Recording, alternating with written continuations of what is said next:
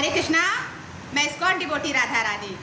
आइए आज आपको अपने जीवन की सबसे आनंददायक घटना की बात बताती हूँ, आपके साथ शेयर करती हूँ उस बात को।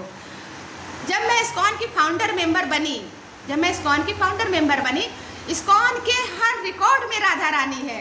इस्कॉन का जो भी फाइल खोली जाएगी उस फाइल में राधा रानी का नाम निकलेगा।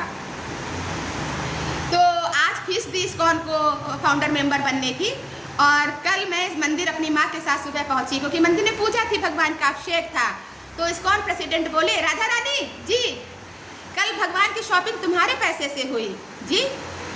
तब इस्कॉन कानपुर इस्कॉन बना नहीं था जब मैं फाउंडर मेंबर बनी इस्कॉन के।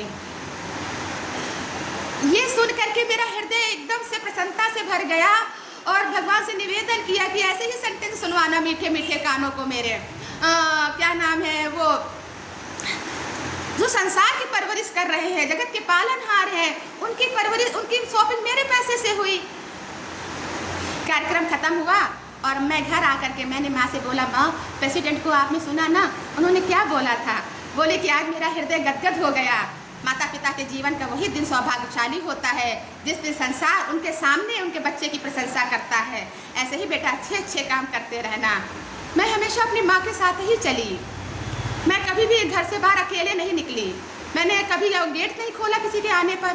माँ का सख्त आदेश, अंदर बैठो चुपचाप। उन्होंने हमेशा यही कहा कि मेरे घर में कोई लड़की नहीं है। मेरी माँ एक धर्मशील महिला थी जिन्होंने मुझे इस्कॉन का फाउंडर मेंबर बनाया। ये उपकार उनका मुझे ऊपर बहुत बड़ा उपकार है।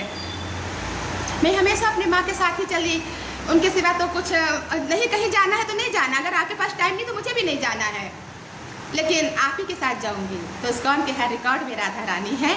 और मैंने अपनी पीएचडी करने का पैसा, मैं कानपुर आईआईटी से पीएचडी करना चाहती थी इकोनॉमिक्स में, तो पीएचडी करने का पैसा इस्कॉन में डोनेट कर दिया। ये मेरे जीवन की बहुत महत्वपूर्ण घटना है जिसे मैं हमेशा याद करती हूँ। फाउंडर मेंबर बने तो बहुत दिन हो गए। हरे कृष्णा, धन्यवाद।